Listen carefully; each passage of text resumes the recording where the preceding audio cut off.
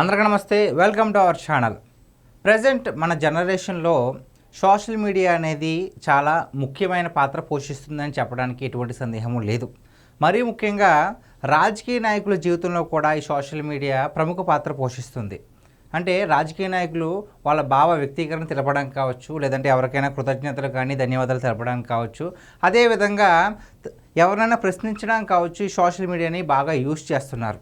Recent టైమ్స్లోనే ఈ social మీడియాని ఉపయోగించి కొన్ని మంచి పనులు అవుతున్నాయి, అదేవిధంగా చెడ్డ పనులు కూడా అవుతున్నాయి.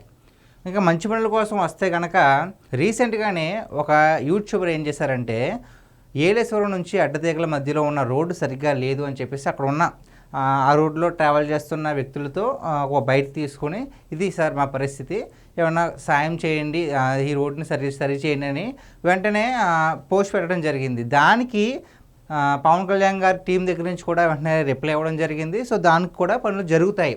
ఆ విధంగా సోషల్ మీడియాని ఉపయోగించుకోవడం ఒక రకంగా ఉంటుంది. కానీ మరికొంతమంది ఏం చేస్తారంటే, ఇలాంటి పెట్టినప్పుడు, ఇలాంటి పోస్టులు మాకు ఇది సమస్యగా ఉంది అని పెట్టినప్పుడు దాన్ని వేరేగా కూడా అర్థం చేసుకుని మాటల యుద్ధాలు కూడా చేస్తారు. ప్రజెంట్ ఇప్పుడు మాటల యుద్ధాలు ఎవరెవరి మధ్య జరుగుతున్నాయంటే, ఏపీ రాష్ట్ర మంత్రి అయినటువంటి నారా లోకేష్ గారికి, అదేవిధంగా కర్ణాటక డిప్యూటీ సీఎం అయినటువంటి డీకే శివకుమార్ గారు, వీళ్ళిద్దరి మధ్యన సోషల్ మీడియాలో మాటల యుద్ధం జరుగుతుంది. అసలు ఏమైంది, ఏంటి స్టోరీ అనేది తెలుసుకునే ప్రయత్నం చేద్దాం.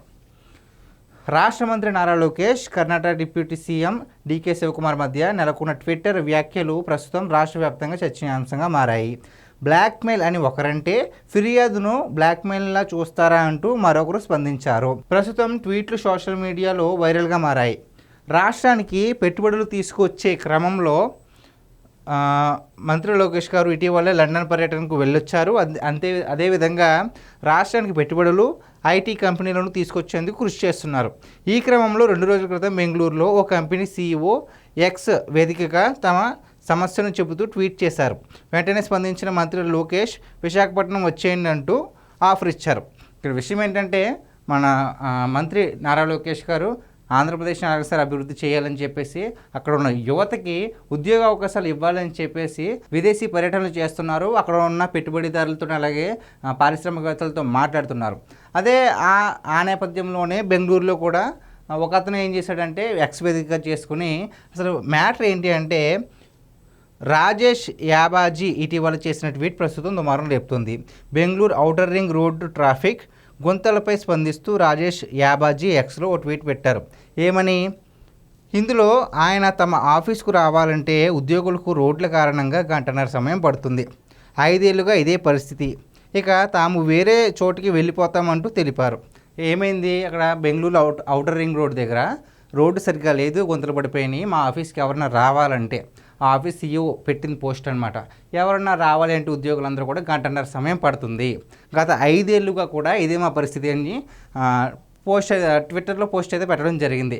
దానికి నారా లోకేష్ గారు ఏ విధంగా స్పందించారో కూడా చూద్దాం. సో ఈయన ట్వీట్ పైన స్పందిస్తూ నారా లోకేష్ విశాఖకు వచ్చేయాలంటూ ట్వీట్ పెట్టారు. హాయ్ రాజేష్, మీ కంపెనీని విశాఖకు మార్చుకునేందుకు నేను ఆసక్తి చూపిస్తున్నాను. భారత్లోని అత్యుత్తమ 5 పరిశ్రమ నగరాల్లో విశాఖ ఒకటి. అక్కడ మౌలిక సదుపాయాలను మెరుగుపరుస్తున్నాం. మహిళలకు అత్యంత సురక్షిత నగరంగా గుర్తింపు ఉంది. దయచేసి నాకు నేరుగా సందేశం పంపండి అంటూ ఆహ్వానించారు. ఇక్కడ మెయిన్గా ఏంటి, ఒక అతను తన సమస్యను చెప్పుకున్నాడు. ఈ రోడ్లు బాగాలేదు వల్ల నేను నా కంపెనీకి వచ్చేప్పుడు చాలా టైం పడుతుంది, నేను వేరే చోటుకు మార్చాలనుకుంటున్నాను అంటే, దానికి లోకేష్ గారు స్పందించి, మీరు మా విశాఖకు వచ్చేయండి, అత్యుత్తమ పరిశుభ్రమైన నగరాల్లో విశాఖ కూడా ఒకటి. సో ఆడవాళ్ళకు కూడా చాలా రక్షణ ఉంటుందని మంచి పేరు ఉంది, కాబట్టి మీరు మా విశాఖకు వచ్చేయండి, మీకు ఏమైనా ఇంట్రెస్ట్ ఉంటే కనుక నాకు డైరెక్ట్గా మెసేజ్ చేయండి అని చెప్పేసి మళ్ళీ పోస్ట్ పెట్టారు. దానికి ఎవరైతే కర్ణాటక డిప్యూటీ సీఎం ఉన్నారో డీకే శివకుమార్ గారు, ఆయన ఒక ట్వీట్ పెట్టారు. ఏమని? ఈ విషయంపై కర్ణాటక ఉప ముఖ్యమంత్రి డీకే శివకుమార్ ఓ మీడియా సంస్థతో మాట్లాడారు. ఏమని? ఇలాంటి బెదిరింపులు, బ్లాక్మెయిల్లను ప్రభుత్వం కనీసం పట్టించుకోదంటూ సీఈఓ పోస్టుకు ఘాటుగా బదిలిచ్చారు. అంటే ఏమనుకుంటున్నారంటే, ఈయన మేము సరిగ్గా పాలించట్లేదు అని బ్లాక్మెయిల్ చేయడానికి ఇలాంటి ట్వీట్లు పెట్టారు మీరు అని చెప్పేసి మీడియాతో మాట్లాడుతున్నారు. ఎవరైతే ఈ శివకుమార్ గారు. బెంగళూరు చాలా మంచి నగరము, 1100 కోట్ల దాకా మేము ఖర్చు చేస్తున్నాము రోడ్డు మరమ్మతుల కోసం, నవంబర్ దాకా కాంట్రాక్టర్లకు డెడ్ లైన్ ఉంది అని చెప్తున్నారు.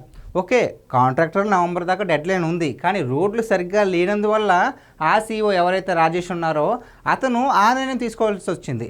అంతేకాని అది ఆయన అభిప్రాయం, అది పర్సనల్ ఒపీనియన్. దాన్ని మీరు ఈ విధంగా కన్వర్ట్ చేసుకుని అది బ్లాక్మెయిల్ అనడం అది ఏమాత్రం కూడా కరెక్ట్ కాదు.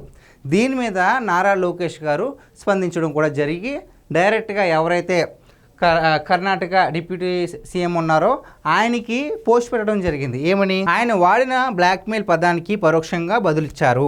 ఇతర రాష్ట్రాలకు ఏపీకి ఉన్న తేడా ఇదే. మా ప్రజల ఫిర్యాదులను మేము బ్లాక్మెయిల్ అంటూ తోసిపుచ్చబోము. మేము వాటిని మర్యాదపూర్వకంగా స్వీకరించి పరిష్కరించేందుకు ప్రయత్నిస్తామని ఎక్స్ వేదికగా రాసుకొచ్చారు. దీనిపై నెటిజన్ల నుంచి భిన్నమైన కామెంట్లు వస్తున్నాయి. ఏమంటున్నారంటే నారా లోకేష్ గారు, ప్రజల ఫిర్యాదుని అంటే ఇలా నాకు ఉంది, ఇది నా కష్టం ఉందని చెప్పుకుంటే అది బ్లాక్మెయిల్ అని మేము అనుకోము. మాకు మీకున్న తేడా అదే.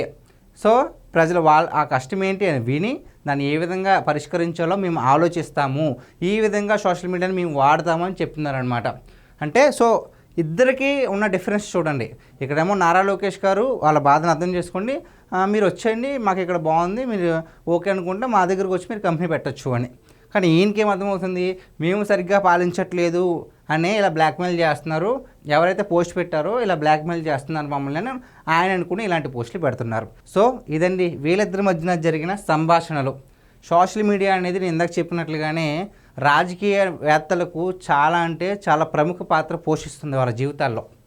ఈ విధంగా ఒకప్పుడు డైరెక్ట్గా వెళ్ళి మాట్లాడుకోవడము, లేదంటే ఒక సభలో ఒకరి గురించి మరొక సభలో వేరొకరి గురించి మాట్లాడడం చూసాం. కానీ ఇప్పుడు డైరెక్ట్గా సోషల్ మీడియాలోనే అందరికీ తెలిసే విధంగానే ఈ విధంగా వాళ్ళ అభిప్రాయాలు కావచ్చు, వాళ్ళ ప్రశ్నలు కావచ్చు, లేదంటే ఎవరికైనా కృతజ్ఞతలు కానీ ధన్యవాదాలు కానీ ఈ విధంగా తెలియజేసుకుంటున్నారు.